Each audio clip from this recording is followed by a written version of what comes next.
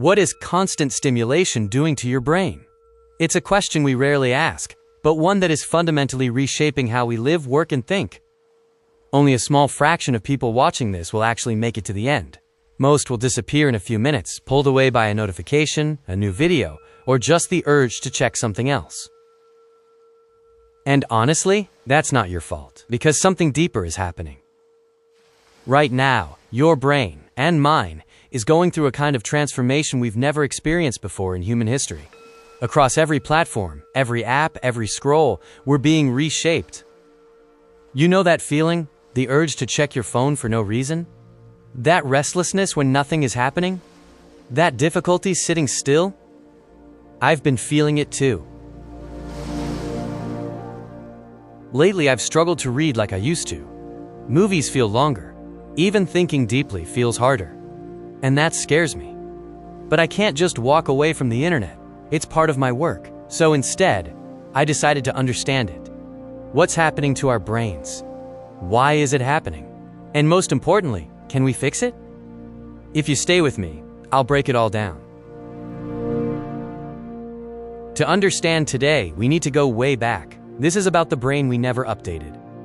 Imagine early humans, hunters and gatherers. Their brains evolved for one main purpose. Focus on what matters, ignore what doesn't. Spot a predator? Pay attention. Find food? Pay attention. Survival depended on sustained focus. That attention triggered a reward signal, dopamine, telling the brain, this matters, remember it. Now let's fast forward to today. We still have that same ancient brain, but instead of rare, meaningful signals, we're flooded constantly. Every notification, every like, every swipe. Each one triggers the exact same reward system as finding food or spotting a predator. The problem? Your brain can't tell the difference between something important for survival and a random video. To your brain, it's all just new. So your brain keeps chasing more and more stimulation, seeking that next hit of novelty. This brings us to the core issue. When technology outpaces biology, there's a concept called neuroplasticity, your brain's ability to adapt. In the past, this adaptation was slow, but around the late 2000s, when smartphones and social media exploded, everything accelerated. In just a few years, we trained ourselves to expect constant stimulation. Now, deep focus feels unnatural, silence feels uncomfortable, and boredom? Almost unbearable. This is what scientists call a mismatch. Our environment has evolved faster than our brain. We're living in the future with ancient wiring. Decades ago, a thinker named Marshall McLuhan said something powerful. The medium is the message. In simple terms, how information is delivered shapes how we think, more than the information itself. Today's medium is built for speed, short videos, endless scrolling, and instant feedback. All of it is designed for one thing: engagement. The deeper message is this: you should expect constant stimulation. Over time, that expectation becomes your default. You may feel like you're choosing what to watch, but the system is shaping how you think. Attention has become currency, and every scroll is a transaction. Let's explore the rise of micro-content thinking. Back in the 1970s, the idea of a meme was introduced as a unit of culture, something that spreads from person to person. Today, that concept has exploded. Memes, trends, viral clips, they spread instantly. They're short, emotional, and require almost no context. They're easy to consume and easier to forget. Entire conversations, humor, even language are now shaped by these rapid-fire ideas. But there's a trade-off. We're consuming more information than ever, yet understanding less deeply.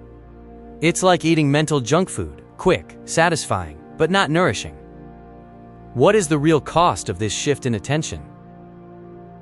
This shift is starting to show consequences. People struggle to focus for long periods. Reading long-form content feels difficult, and patience for slow thinking is decreasing.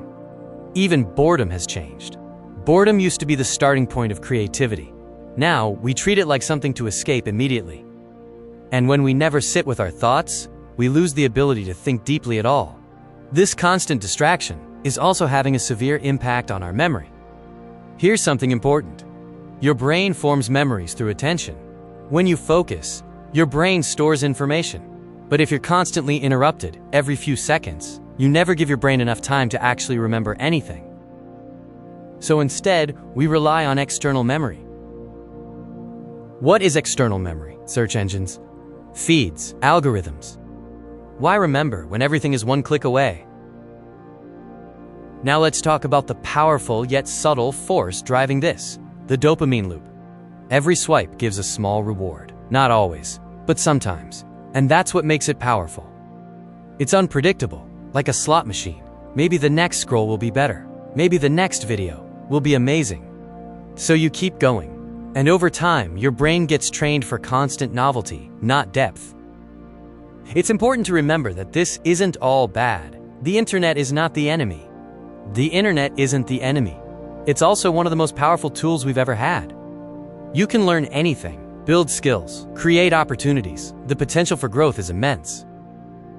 The same system that distracts you can also elevate you. It depends entirely on how you choose to use it. The big question remains, so what can we actually do to take back control? The good news is this: your brain can adapt again. Just like it learned distraction, it can relearn focus. But it takes effort. Here are a few practical ways to start. First, start small. Don't go from short videos to long books overnight. Build focus gradually, 5 minutes, then 10, then more. Second, design your environment. If your phone is always near you, you'll use it. Create friction for distractions. Make focus easier. Third, reset your stimulation levels. Spend time without constant input. No screens, no noise. Just stillness. At first, it feels uncomfortable, but over time, your brain recalibrates. Fourth, be intentional with what you consume. After watching or reading something, pause, ask, what did I actually learn? This simple habit rebuilds depth. Ultimately, this is about more than just productivity. It leads us to the bigger question. This isn't just about productivity, though that is a factor. It's about something bigger. Our ability to think deeply, solve problems, and create meaningful ideas depends on sustained attention. If we lose that, we lose something fundamental. Let me leave you with a final thought. If you've made it this far, you've already done something rare. You resisted the urge to leave. That means it's possible to take control. So when this video ends, don't rush to the next one. Pause for a moment. Let things settle. Ask yourself, what will I do differently after this? Because small moments of awareness are how you take back control.